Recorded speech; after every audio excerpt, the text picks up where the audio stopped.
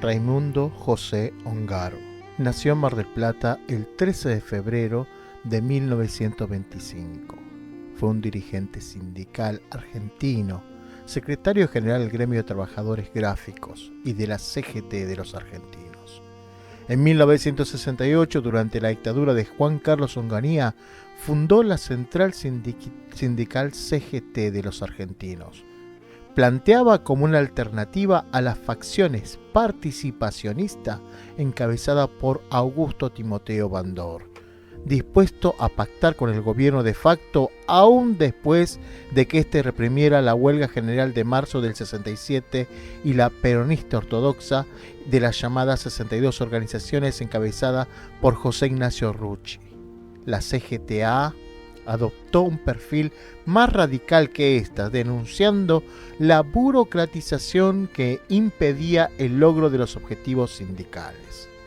Aunque algunos sectores del peronismo, en particular Rucci, acusaran a Ongaro de trotskismo, su acción en la CGTA fue representativa del ala revolucionaria del peronismo, en la línea inaugurada por John William Koch.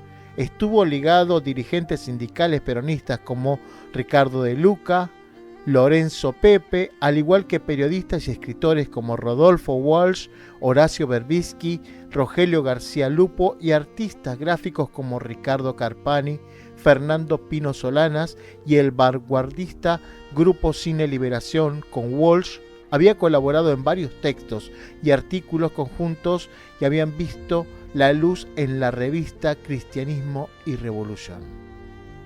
Ongaro dio apoyo al lanzamiento del Cordobazo entre el 28 y el 30 de mayo de 1969. El 30 de junio, pocas horas después de la muerte de Bandor, fue encarcelado por el gobierno militar, al igual que Agustín Tosco y Elpidio Torres, las principales figuras del Cordobazo. Estaría preso varios años y a su salida organizaría el movimiento llamado Peronismo de Base.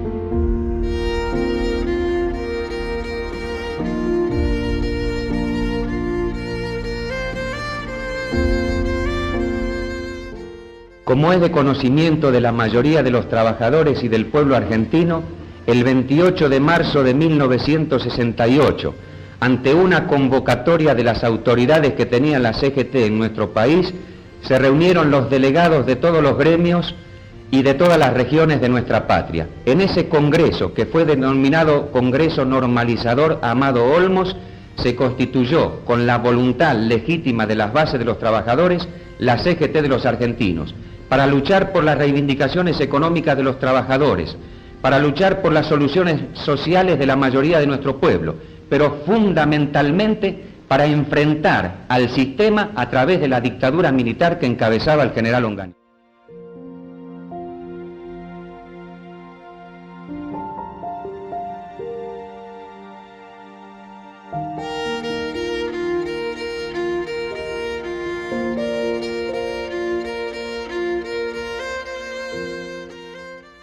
...1968, el programa de la CGT de los argentinos. 1,5 millones de desocupados y subempleados por la medida de este sistema y de este gobierno elegido por nadie. La clase obrera vive sus horas más amargas. Convenios suprimidos, derechos de huelga anulados, conquistas pisoteadas, gremios intervenidos, personerías suspendidas, salarios congelados.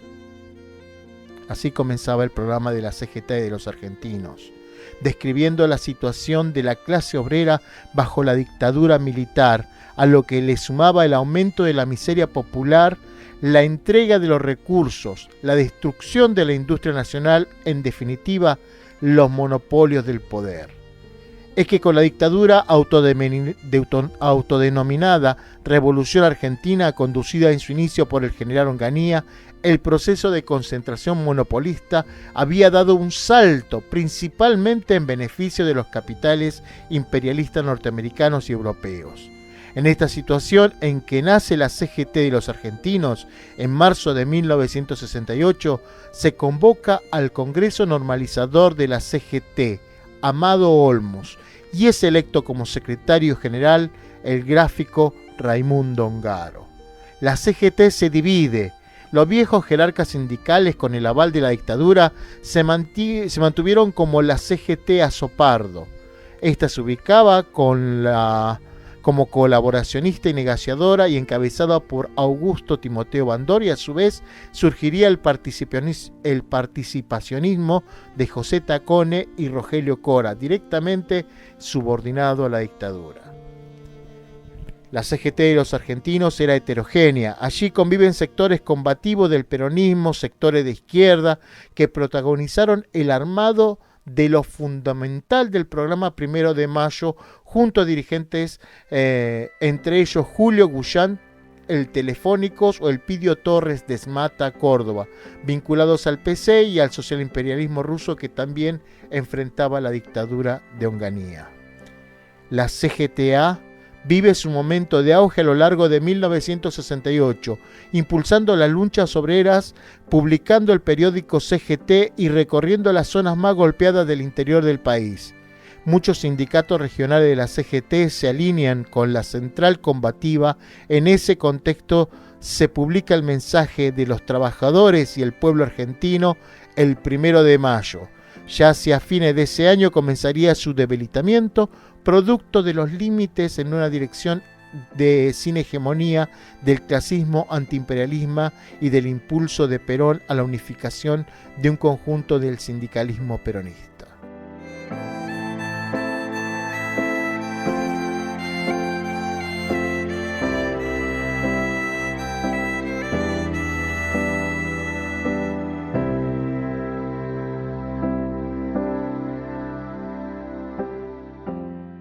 Si usted me preguntara a mí, o le preguntara a cualesquiera de los televidentes, si en la Casa Rosada hay la legítima representación del pueblo argentino, usted diría que no. Aunque jurídicamente, a través de un edificio, de un sello o de una personería gremial, aparezca que hay una CGT donde se reúnen dirigentes, eso no justifica que allí estén representadas la voluntad de la mayoría de los trabajadores argentinos. Por lo tanto, la CGT puede estar dentro de un edificio, fuera de un edificio, puede estar dentro de una cárcel o dentro de una conciencia.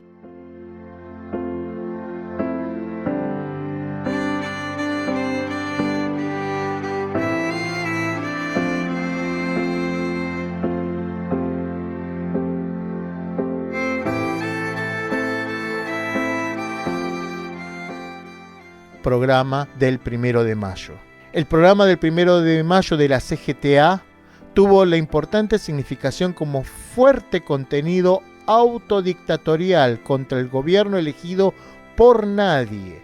El programa además iba más allá, planteando la búsqueda del camino de liberación. De esta manera denunciaba el proceso de concentración monopolista desatado por el gobierno y sostenía que la lucha contra el poder de los monopolios y contra toda forma de penetración extranjera es misión natural de la clase obrera, que ella no puede declinar. La denuncia de esta penetración y la resistencia a la entrega de las empresas nacionales del capital privado o estatal son hoy formas concretas del enfrentamiento. Al mismo tiempo, realizaba una crítica al capitalismo, afirmando que la estructura capitalista del país, fundada en la absoluta propiedad privada de los medios de producción, no satisface sino que frustra las necesidades colectivas, no promueve sino que traba el desarrollo individual. En sus fundamentos intentaba articular conceptos provenientes del peronismo, del marxismo y de la teología de la liberación. Frente a esto planteaba, entre otras cosas, la propiedad solo debe existir en función social. El derecho de los trabajadores a intervenir en la administración de las empresas, que el comercio exterior, los bancos, el petróleo, la electricidad, la siderurgia y los frigoríficos deben ser nacionalizados. La expulsión sin compensación de los monopolios y una profunda reforma agraria con las expropiaciones que ella requiere. En este sentido, la CGTA se proponía recoger las aspiraciones legítimas de los otros sectores de la comunidad y convocaba en suma a todos los sectores, con la única excepción de minorías entregadoras y dirigentes corrompidos, a movilizarse en los 4 rincones del país para combatir de frente al imperialismo, los monopolios y el hambre. Por último, el programa se fustigaba al sector de dirigentes que acaban de traicionar al pueblo y separarse para siempre del movimiento obrero, a los que caracterizaba como agentes de un gobierno, de una oligarquía, de un imperialismo, y hacía una convocatoria a las bases obreras en todo el país. Las direcciones indignas deben ser barridas desde las bases. En cada comisión interna, cada gremio, cada federación, cada regional, los trabajadores deben asumir su responsabilidad histórica hasta que no quede un vestigio del colaboracionismo.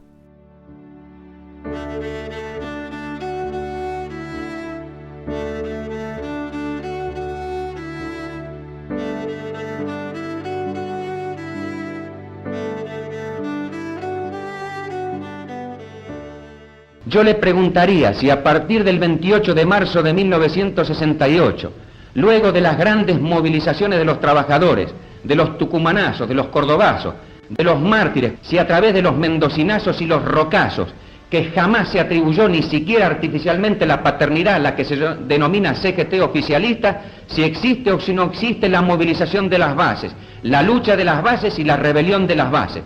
Los actos más grandes que se han producido en estos últimos 6 años en la República Argentina fueron actos de la clase trabajadora organizada, pero no a través de sus direcciones sindicales, no a través de sus sindicatos oficiales, sino a través de los compañeros, ocupados o desocupados, que en las ollas populares, despedidos de las fábricas, en las huelgas de Ensenada y de La Plata, en las huelgas de Gráfico de Fabril, fueron fijando el camino que quería auténticamente la clase trabajadora. Esa es la CGT de los argentinos, fundamentalmente. Un programa de liberación nacional y social, una conciencia enriquecida en la mayoría de nuestros hermanos que ahora luchan no solo por el mameluco y la obra social, sino para expulsar de nuestra patria todo lo que le roba su dignidad, todo lo que la somete a la dependencia. Eso es la CGT de los argentinos en pocas palabras.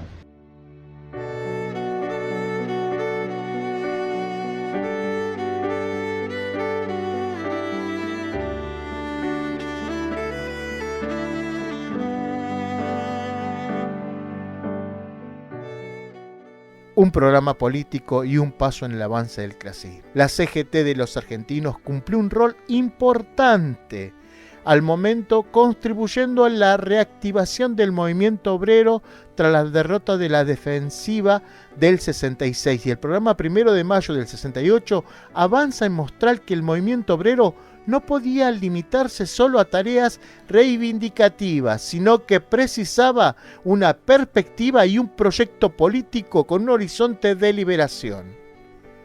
En 1969, con el Cordobazo y el papel estratégico de los cuerpos de delegados de fábricas y la alianza obrera estudiantil, la clase obrera lograría emprender una nueva ofensiva.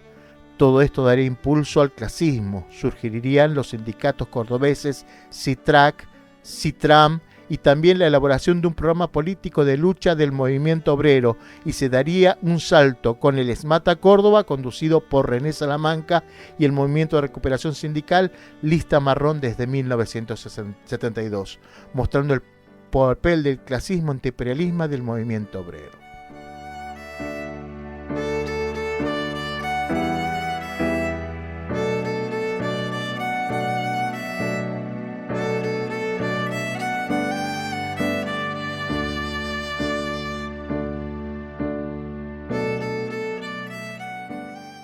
Nosotros hoy podemos decir que así como hay curas del tercer mundo que antes del 28 de marzo no estaban, así como hay una juventud nacionalizada y estudiantes que han asumido las banderas nacionales, así como hay intelectuales y trabajadores culturales que se han puesto a trabajar al servicio del pueblo, también hay una maravillosa juventud peronista con la que nos solidarizamos íntegramente, con la que de día o de noche, con el pensamiento o con la palabra, con un gesto fraternal que va más allá del presente, nos hemos unido para librar el combate por el socialismo nacional.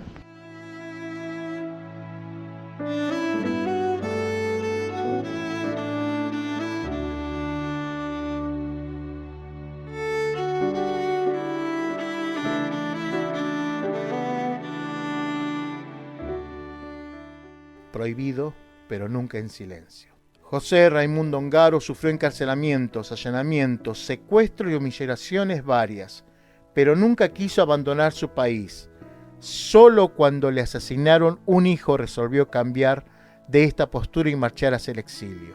Denunció a través del mundo la represión en Argentina, mientras se prohibía mencionar su nombre en cualquier medio de difusión del país.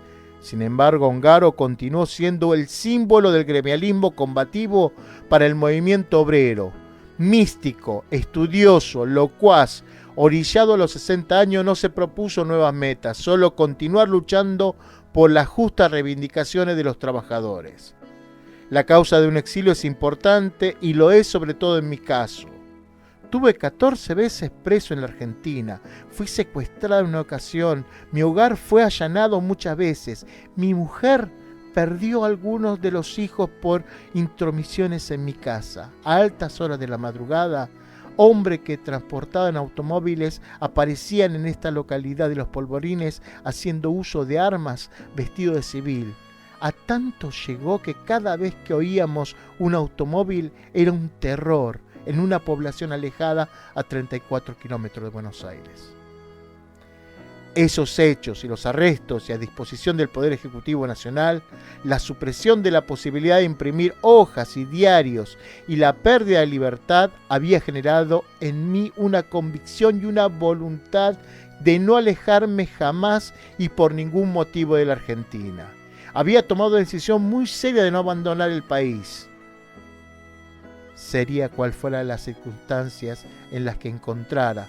Recuerdo que en esto coincidíamos con otro sindicalista, hoy fallecido, Agustín Tosco, cuando nos encontramos juntos en la cárcel de Caseros.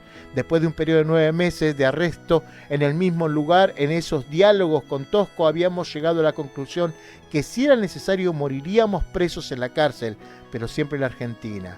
Si eso servía como milímetro de bandera para la lucha por la libertad en el presente o en el porvenir, nosotros la ofreceríamos por causa de la sociedad más justa, de estructura modernizada y de participación de los trabajadores de un hombre nuevo. Fue el 7 de mayo de 1975, mientras me encontraba una vez más a disposición del Poder Ejecutivo Nacional, que sería el último de mis arrestos. Entonces iba a producir un hecho que muy desgraciado para mi familia, aunque yo no lo iba a conocer ese día.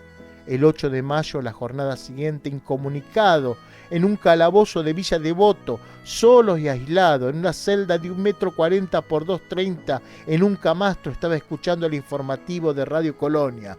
La voz del periodista Ariel Delgado. Faltaba 5 minutos para las 14, hora que terminaba y me disponía a apagar la radio, pensando, bueno, esto es todo lo de los días.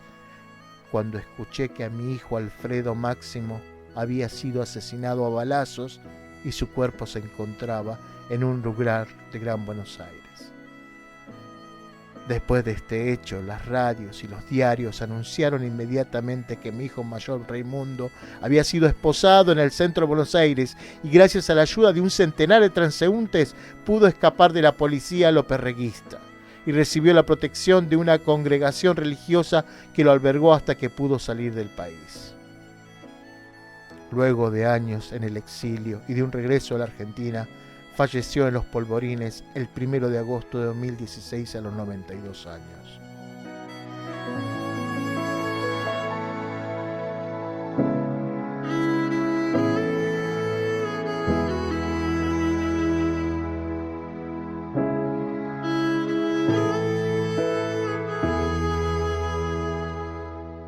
Nosotros siempre hemos declarado que estamos con Perón y con el pueblo, que estamos con Perón y los trabajadores, que estamos con Perón y con las bases, pero no estamos con los politiqueros, no estamos con los burócratas sindicales y corrompidos, porque vamos a recorrer todos los lugares de nuestra patria, levantando y alzando la conciencia y la voluntad de todos nuestros hermanos hasta terminar con estos simuladores que primero daban en el 55 la vida por Perón sin que nadie muriera, que después se integraron en el desarrollismo con Frondizi siguiendo los planes rockefellerianos, que después estaban con los azules, que más tarde estaban con el Frente Popular, que luego se integraron en los parlamentos para decir que quemaban sus diplomas y que hacían astillas de las bancas y los vimos levantar las manos para pedir sus aumentos, olvidándose de las ollas populares, olvidándose de las villas de emergencia. Podrán engañar con sus camisetas, podrán engañar con sus cantos, podrán decir muchas cosas, pero nosotros vamos a seguir desnudando y fundamentalmente diciéndole cosas como estas, entre otras, que nuestra canción, la canción de los compañeros peronistas, la marcha peronista dice combatiendo al capital, y estos son los que están unidos al imperialismo, estos son los que están unidos a la CIA.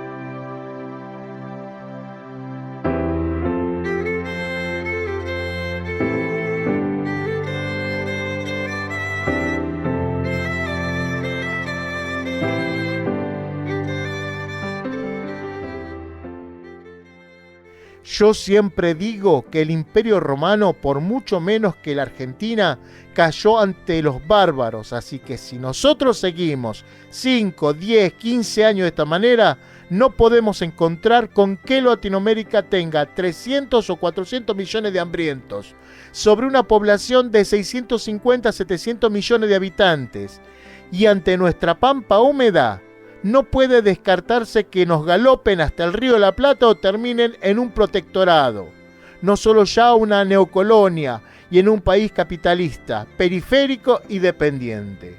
El Estado brasilero de Río Grande do Sul en el año 2000 va a tener 40 millones de habitantes, mientras que la Argentina llegará a la misma fecha con 38 millones. Un solo Estado de Brasil tendrá más población que nuestro país. Esa gente que están en arenas calientes y terrenos rocosos en zonas áridas van a justificar ante la humanidad por qué el derecho a la vida está por encima del derecho a la propiedad. Por eso, si la Argentina no cambia a tiempo una democracia formal por una democracia real y participativa, con gestión directa de los trabajadores, manuales e intelectuales, brindando un horizonte que asegure ocupación y educación a 5 millones de jóvenes y 7 de trabajadores, se le va a presentar el dilema hamletiano de ser o no ser. Porque si llega a 200 con toda esa potencialidad, desarrolla introduciendo la ética también en los medios de producción social y en la distribución de los bienes, o de lo contrario, de encontrar millones de hambrientos, proclamarán primero que esta es la vida, después la frontera.